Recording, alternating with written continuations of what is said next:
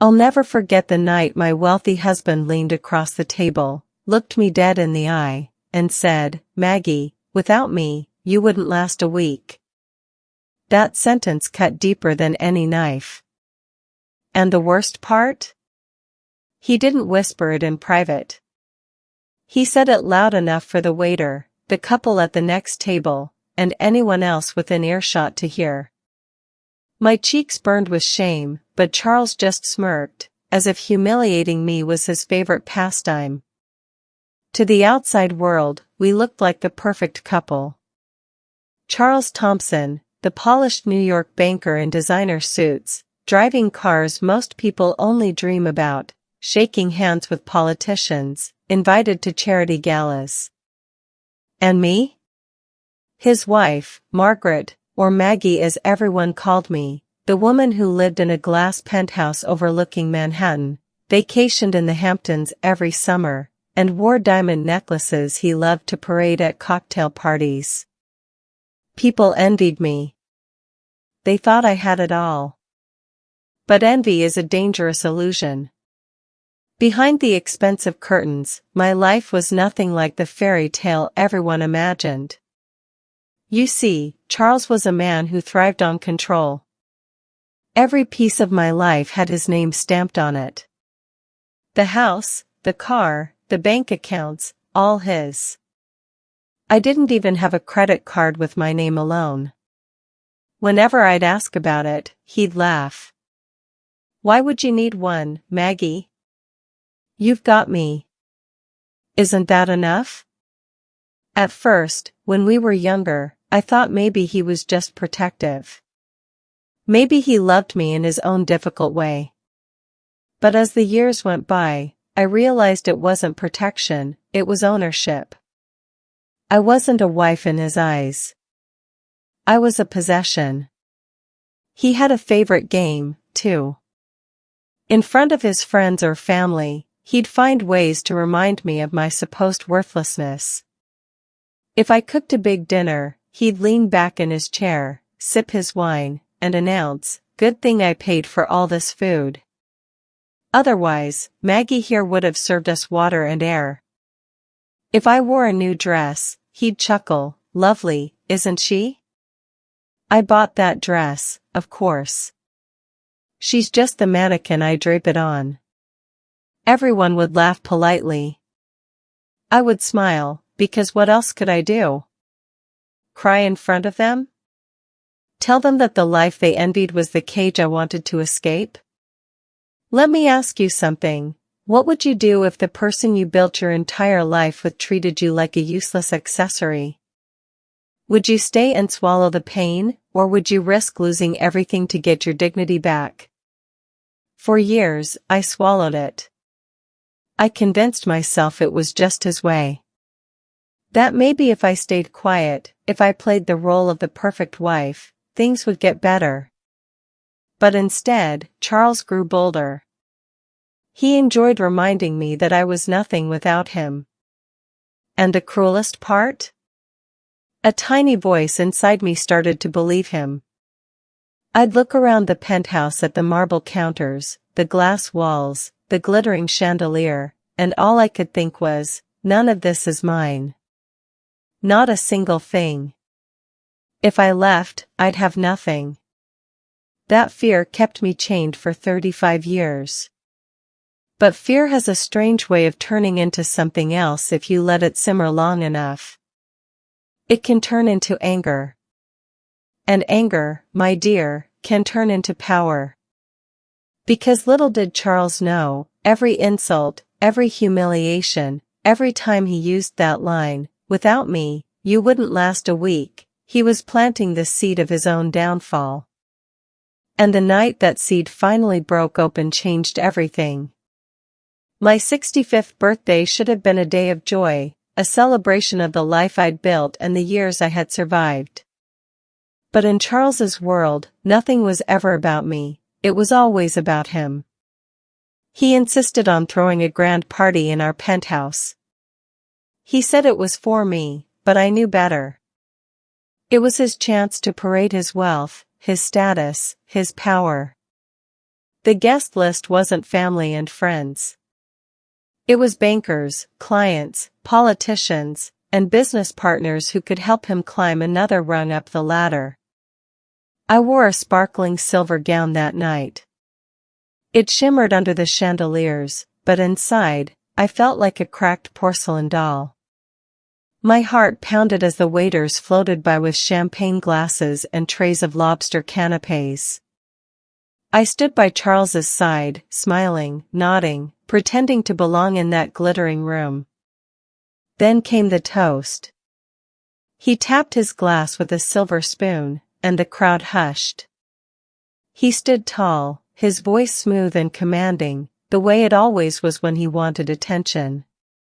"Ladies and gentlemen," he began, "thank you for being here to celebrate my wife, Margaret, Maggie, as most of you know her." The crowd clapped politely. My cheeks warmed with a flicker of pride. Maybe, just maybe, he would say something kind. Something real. But then his lips curled into that smirk I knew too well. "She looks lovely tonight, doesn't she?" he continued. "But let's not forget, everything she has, every single thing she wears, even this roof over her head, comes from me. Without me, she wouldn't survive a week." Laughter erupted. Glasses clinked. People chuckled as if he'd told the funniest joke of the evening. I froze. My hands trembled around the stem of my glass. I felt the blood rush to my face, my throat tighten. The chandelier lights above blurred through the tears welling in my eyes. In that moment, I wasn't his wife. I wasn't even a woman. I was his punchline. I forced a smile, but inside, something snapped. The rest of the evening passed in a haze. I moved like a ghost, greeting people, thanking them, hearing them say things like, "Oh Maggie, you're so lucky to have Charles," while their eyes danced with pity. Lucky? If only they knew. When the last guest left and the waiters cleared the dishes, I confronted him. "Why would you humiliate me like that, Charles?" My voice shook, but it carried years of swallowed pain. He poured himself a whiskey and chuckled. "Humiliate you? Maggie, it's not humiliation if it's the truth. You really think you'd survive without me? Don't fool yourself." I stared at him, waiting for him to soften, to realize how cruel he had been. But he only sipped his drink, satisfied with himself. Then he delivered the challenge that would change my life. "Go ahead," he sneered. "Walk away if you think you can. I'll give you a week before you come crawling back." A week. That was all he thought I was worth. I went to bed that night staring at the ceiling, the city lights flickering through the glass walls. I thought about every year I had spent by his side, every dinner party, every laugh at my expense, every reminder that nothing in my life belonged to me. And then I thought about freedom. What would it feel like to breathe without his shadow looming over me? To walk into a room and not be someone's possession? The more I thought about it, the more I realized that staying wasn't survival at all. It was slow death. So I made a decision. Quiet, firm, unshakable. The man who thought I couldn't survive a week without him was about to learn the hardest lesson of his life. And it would begin the next morning. The morning after my birthday humiliation, I woke before the sun. For the first time in years, I didn't reach for the silk robe Charles had bought me, or check to see if he was awake. Instead, I sat on the edge of the bed in silence, listening to his steady breathing. The words from the night before still echoed, "Without me, you wouldn't survive a week." I looked at him lying there, his hand resting carelessly on the pillow, his face relaxed in sleep. He looked so ordinary. Not the powerful banker, not the man people envied, not the husband who had humiliated me for decades. Just a man. A man who believed his money made him a god. I slipped out of bed and walked through the penthouse in bare feet. The marble floors were cold, the kind of cold that seeps through your bones. I passed the glass walls that overlooked Manhattan, the skyline painted in the soft blues of early dawn. People below were already starting their day, cab drivers, bakers, mothers tugging their children toward school buses. They all had lives that were their own. I wanted that. I wanted something that was mine. On the kitchen counter sat the heavy ring of keys, the penthouse, the Hamptons house, the cars, the storage units full of things I didn't even remember buying. Next to them, my diamond wedding ring sparkled under the recessed lights. For years, that ring had been my cage, the symbol of a marriage that looked beautiful from the outside but cut me raw on the inside. My hand shook as I slid the ring off my finger. I placed it neatly beside the keys. That was it. 35 years of my life reduced to 2 objects on a granite counter. I grabbed my purse. I didn't slam the door. I didn't leave a note. I didn't even bother to look back. When the elevator doors closed, I exhaled a breath I didn't realize I'd been holding for decades. My chest ached, but not from fear. From release. I had no plan, no safety net, no secret bank account. But for the first time in my life, I felt like I belonged to myself. The cab driver asked where I was going. I blurted out, Brooklyn. I had no idea why. Maybe because Brooklyn felt real, raw, human, everything my penthouse life wasn't. By noon, I was standing in front of a rundown brownstone with peeling paint and a crooked mailbox. The landlord, a tired-looking man in his 60s, handed me the keys after I paid the deposit from the cash I'd saved for emergencies. The apartment was small, barely furnished. The floors creaked, the faucet leaked, and the walls were stained with years of tenants before me. And yet, when I closed the door and leaned against it, I felt something I hadn't felt in years. Freedom. That first night, I sat on the floor with a takeout container of lo mein, staring at the blank walls. My mind was a storm of fear and doubt. What if Charles was right? What if I came crawling back in a week? But then I remembered the way he had looked at me last night, smug, certain, already convinced of my failure. And something inside me hardened. I wasn't going to crawl back. I wasn't going to prove him right. What Charles never realized was that while he was out wining and dining clients, I had been quietly preparing. He thought I was just a housewife who spent her days shopping and attending luncheons. But I had been studying real estate trends, investment strategies, nonprofit work. Every insult he threw at me had been fuel for my education. He had no idea that the woman he dismissed as weak had been building silent weapons of strength all along. As I lay down on the old mattress that night, the city sounds drifting through the cracked window, I whispered to myself. Let's see who survives the week, Charles. You or me. I didn't know it then, but my next move would send shockwaves through his world. A world that depended on me far more than he ever wanted to admit. The first night in that Brooklyn apartment was the hardest.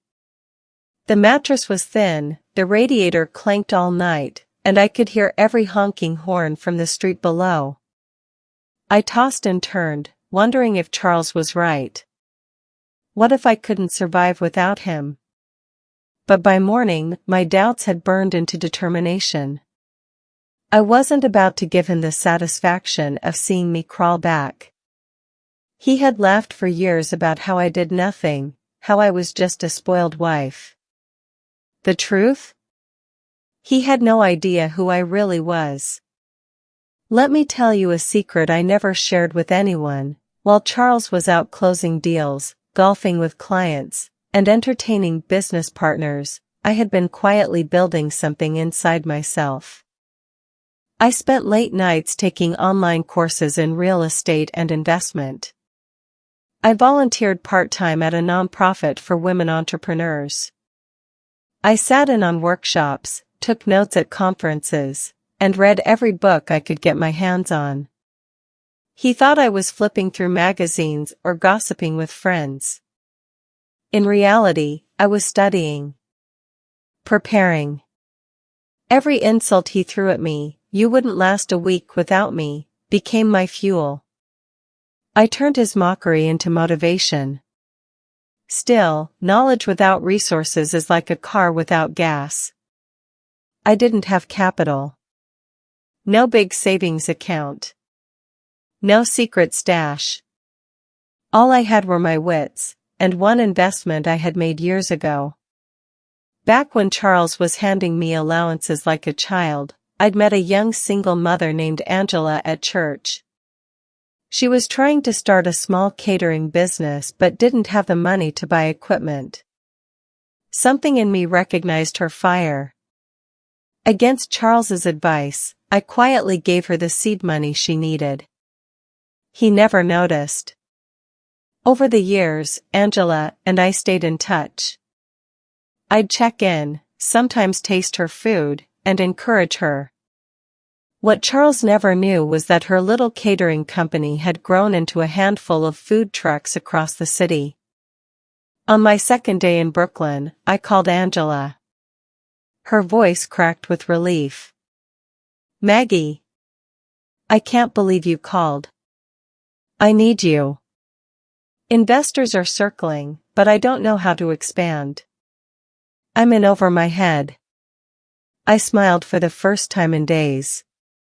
"Angela," I said, "maybe it's time we build something bigger. Together." That was the beginning. While I was laying bricks for my future, something else was happening in Charles's world. I didn't know it yet, but my absence had sent ripples through his empire. On the third day after I left, my phone lit up with calls I didn't recognize. First from Richard Green, Charles's boss at the bank. Then from Henry Thompson, Charles's father. Both men left message after message, their voices strained, almost panicked. "Maggie, we need to talk. Call me back immediately." At first, I thought they were reaching out of concern. But no, Charles's world wasn't built on concern. It was built on appearances. I listened to one of the voicemails twice. Richard's tone wasn't gentle. It was urgent, almost desperate. And Henry, who had barely acknowledged me at family dinners, suddenly couldn't stop calling.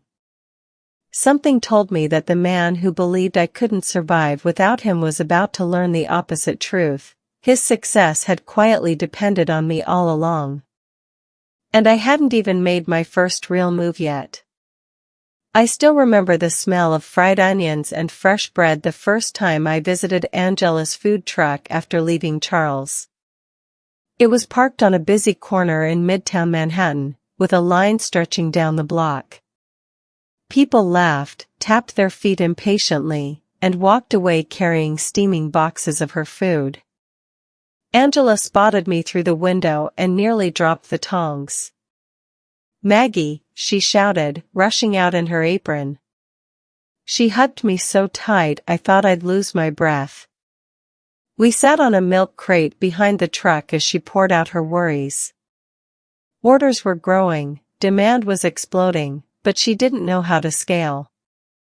She was a chef, not a businesswoman.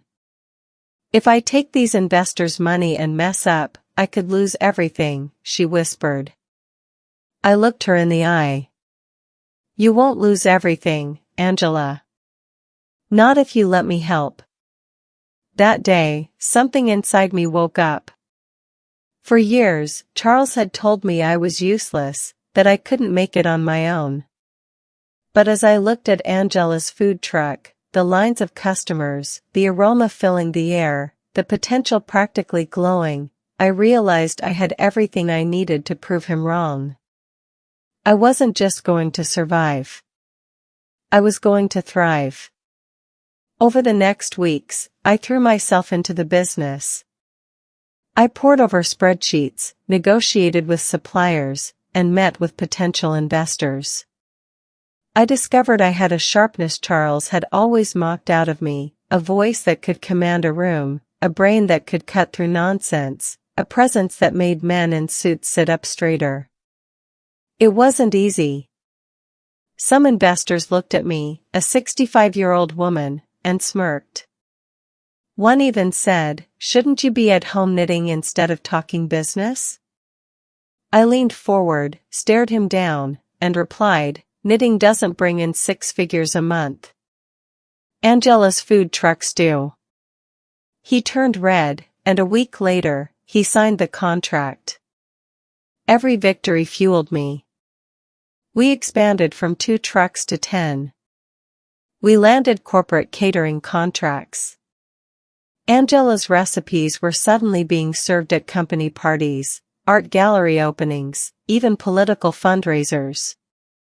The press began to take notice. And people began whispering my name. "Maggie Thompson, isn't that Charles's wife? The banker's wife?" No. Not anymore. I wasn't his wife. I wasn't his possession. I wasn't the mannequin he draped in dresses. I was Maggie Thompson, the woman building an empire brick by brick.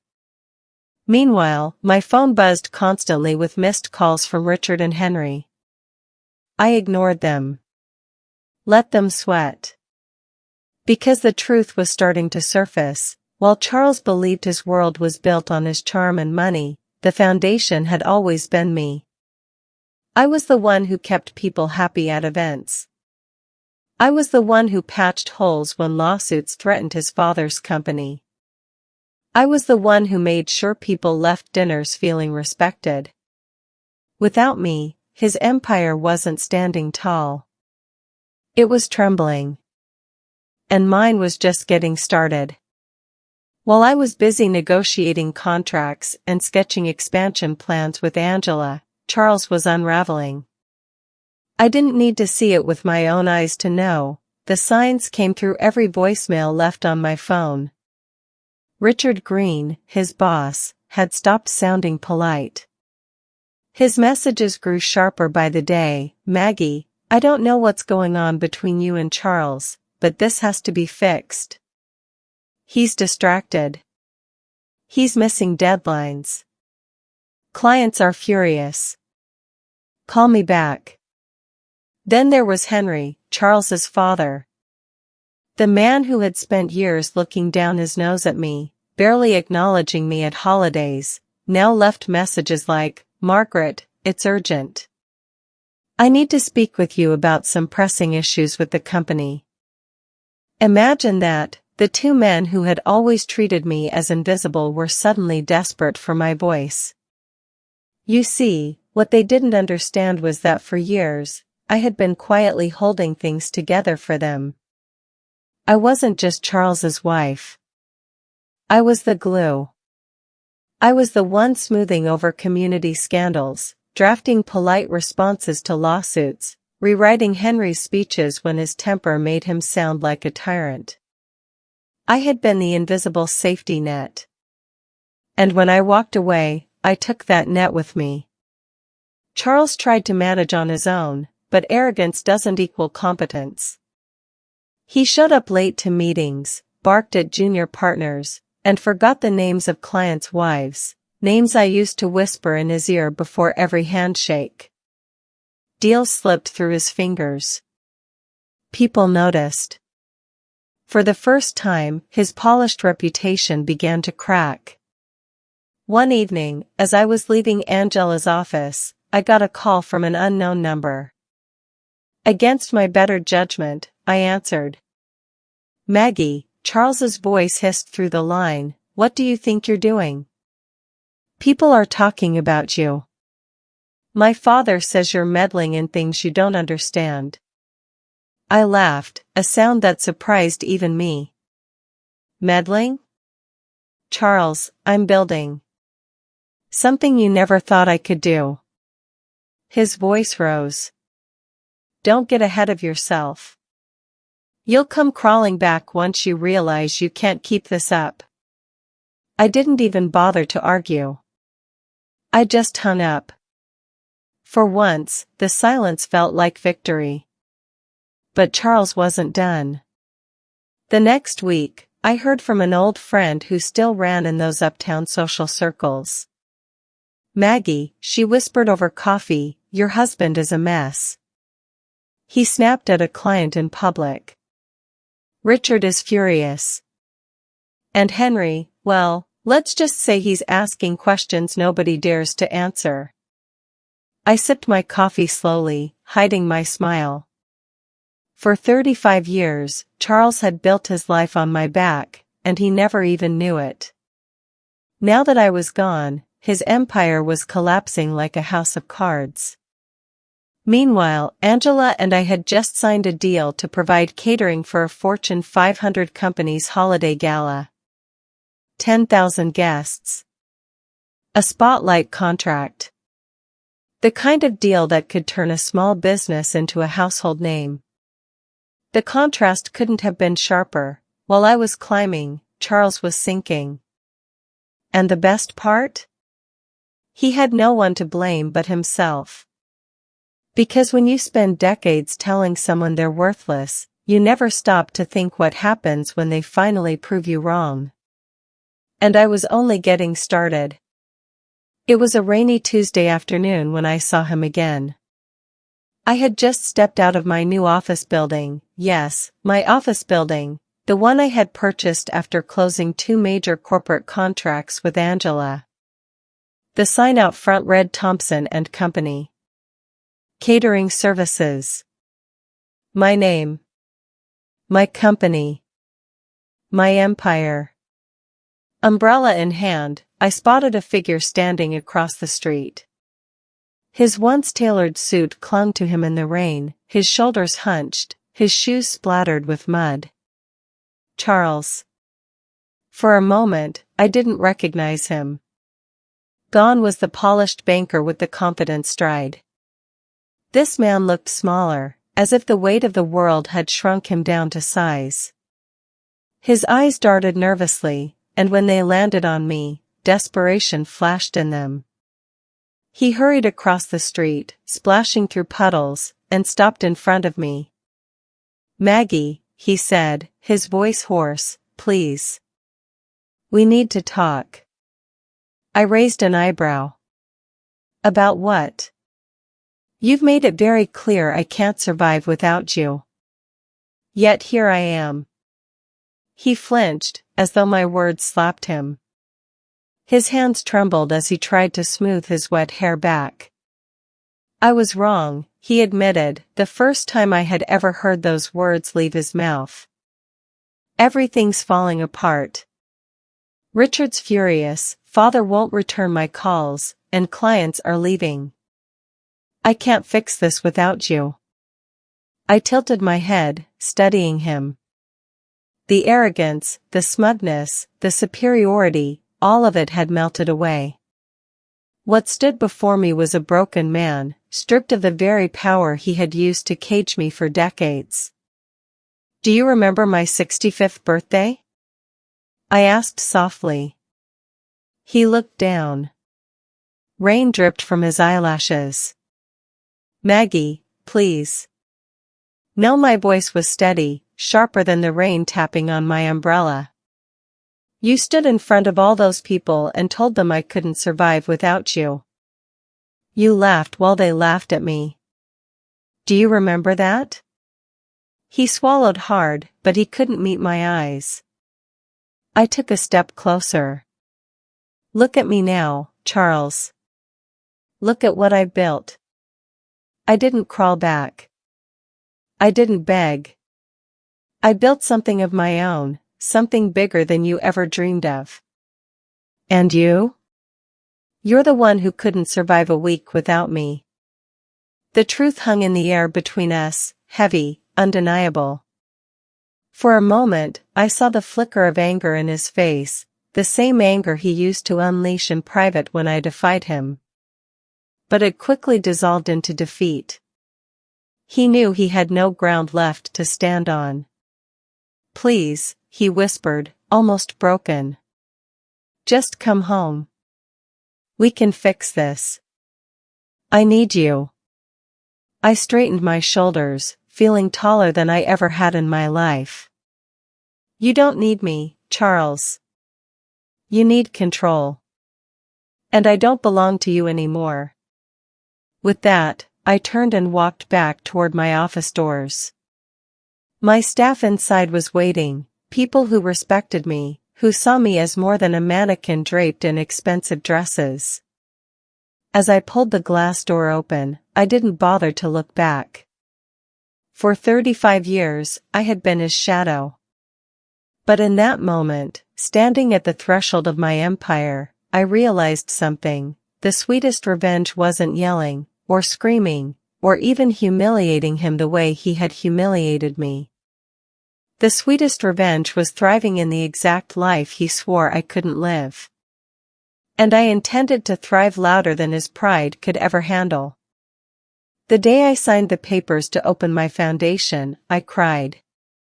Not because I was sad, but because I finally understood what freedom tasted like. For months, Angela and I had poured every ounce of ourselves into expanding the catering empire. 10 trucks turned into 20. Corporate galas, fundraisers, even political dinners carried our name.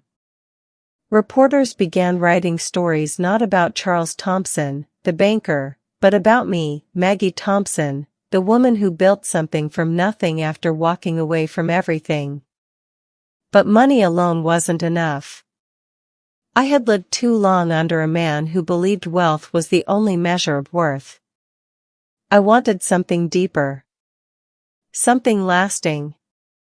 So I founded the Second Chance Women's Initiative, a nonprofit dedicated to helping women like me, women told they were worthless, women trapped in marriages that drained them, women who thought their best years were behind them. The first meeting was held in a small rented hall in Brooklyn. Dozens of women showed up, young mothers with tired eyes, grandmothers raising grandchildren alone, women fresh from divorce with nothing but a suitcase to their name. They sat in folding chairs, nervously clutching notepads, waiting for someone to tell them what came next. I stood at the front, my hands trembling slightly, and said, "I know what it feels like to be told you are nothing. I know what it feels like to believe you can't survive without someone else. But I'm here to tell you, you can." I did. And so can you. The room erupted in applause. Some women cried. And in their faces, I saw my younger self, the woman who had once believed Charles's lies. From that day forward, my life wasn't just about revenge. It was about building a ladder for others to climb. Meanwhile, Charles's world collapsed piece by piece. Richard finally fired him after too many botched deals. His father Henry, the man who once boasted of Charles as his legacy, disowned him publicly. Rumors spread in business circles about Charles's arrogance, his unreliability, his inability to manage without me. I heard whispers that he had moved into a rented condo, stripped of the luxury he once flaunted. No more drivers waiting at the curb. No more galas in his honor. Just a man and his ego, rotting in silence. Sometimes people ask me if I ever felt pity for him. And the truth is, yes, a small part of me did. But then I remembered every dinner where he mocked me, every party where I was the punchline, every night I cried myself to sleep believing I was useless. Pity fades when you remember the scars. One evening, as I left my foundation office, I passed a group of young women laughing together after one of our workshops. One of them turned to me and said, "Mrs. Thompson, thank you. Because of you, I finally believe I can start over." That was the moment I realized my story wasn't just mine anymore. It was theirs too. And Charles? His story had ended the moment I walked out of that penthouse and dropped the keys on the counter. He once told me I wouldn't last a week without him. Now the truth was undeniable, he couldn't last a week without me. I built an empire, a legacy, and a community. He built nothing but walls around himself. And when history remembers us, it won't remember him as the powerful banker. It will remember him as the man who underestimated his wife and lost everything. News travels fast in New York, especially when it's bad. By the time winter rolled around, the whispers about Charles weren't whispers anymore, they were headlines. Banker ousted after string of failures. Thompson legacy in jeopardy after son's mismanagement. For decades, his name had been associated with power and prestige. Now, it was tied to failure, arrogance, and disgrace. I didn't have to chase the stories, they found me. Old acquaintances would call, their voices dripping with curiosity. "Maggie, have you heard? Charles lost another client." Henry cut him off completely. Richard replaced him with someone half his age. Every word was a reminder of the downfall he swore could never happen. But the real shock came when I learned about the debts. Charles had always pretended we were living far above the world, untouchable, limitless. But beneath the designer suits and the marble floors, he had been drowning. Risky investments, secret loans, failed ventures, all hidden behind my back. When I left, he had no one to patch the holes, no one to cover the lies, no one to soften the blow with charm and quiet diplomacy. The facade crumbled, and with it, his empire. One evening, an old family friend told me they'd seen him at a downtown bar, slumped over the counter, glass in hand, his tie loosened, his face unshaven. They said he looked like a man who had aged 20 years overnight. I wish I could say I felt sorrow. I wish I could say I wanted to rush to him, to lift him up the way I once did. But the truth? I felt nothing but clarity. This was the man who had mocked me in front of strangers. The man who made me a prop in his performance of power. The man who believed I couldn't breathe without him. And now, it was him gasping for air. The condo he moved into was nothing like the penthouse. A gray box with peeling paint, no doorman, no marble lobby. Neighbors whispered that he kept to himself, rarely left except to buy cheap liquor. His fall wasn't just financial. It was spiritual. Sometimes, people asked if I would ever take him back, not as a husband, but as a charity case. My answer was simple, no. Because taking him back would mean undoing everything I had fought for. It would mean telling every woman in my foundation that forgiveness should be given without accountability. And I couldn't do that. Not for them and not for me. One afternoon, as I prepared for a gala where my foundation was being honored, I caught sight of myself in the mirror. The woman staring back wasn't the timid wife who once cried quietly into her pillow. She was strong, dressed in her own power, standing tall. Charles once swore I couldn't last a week without him. But now, nearly a year later, I was thriving beyond his wildest imagination. And he? He was living proof of his own lie. I sometimes wondered what went through his mind at night in that empty condo. Did he replay the words he had thrown at me? Did he finally understand that control is not love? That humiliation breeds rebellion? whatever the answer, it didn't matter. His story no longer controlled mine. Charles Thompson was a man undone by his own arrogance. And I, the wife he thought he owned, was the one who walked away and built something greater. His final fall was not my burden to carry. It was his legacy to bear. When I look back now, I see a woman who lived two different lives. The first life was 35 years of silence. 35 years of being the accessory to someone else's ego, the mannequin draped in dresses I didn't choose, the wife paraded as proof of a man's wealth. That woman lived in fear, convinced she was powerless, believing the lie that she couldn't survive alone. The second life began the morning I placed those keys and that ring on the kitchen counter. That simple act, walking out of a prison made of glass walls and marble floors, became the foundation for everything I am today. Charles once said, "Without me, you wouldn't last a week." He was wrong. Not only did I last, I thrived. I built businesses. I mentored women.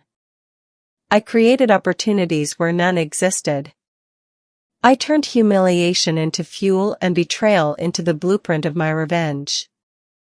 But here's the truth I want anyone listening to hear: revenge wasn't the real prize. Power was.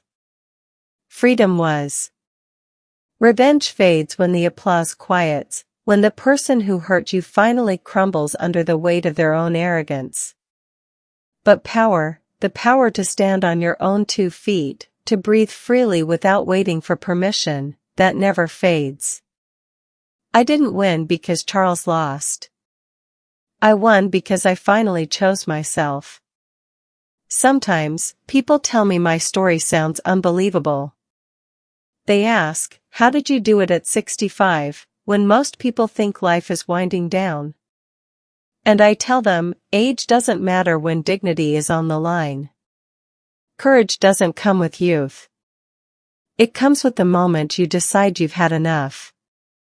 Charles lives alone now, a shadow of the man he once pretended to be. His downfall was the consequence of years of cruelty, years of believing money could buy loyalty, years of underestimating the quiet strength of the woman at his side. I don't celebrate his suffering. I don't need to. His downfall is simply proof of the truth: no empire built on arrogance will last. What I celebrate instead is the life I built after him. The foundation that carries women from despair to hope. The business that feeds families and employs hundreds. The voice I found that can no longer be silenced. If I could tell my younger self one thing, it would be this: never let anyone convince you that you are nothing. The day you believe that lie is the day you hand over your life. And if I could tell Charles one thing, I already did. On that rainy afternoon, standing outside my office doors, I gave him the only truth he ever needed to hear: you're the one who couldn't last a week without me. Now, I leave you with this question, one I want you to really think about. If someone you loved, someone you trusted, told you that you couldn't survive without them, would you stay and prove them right, or would you walk away and prove them wrong? Because one choice leads to silence. The other leads to freedom.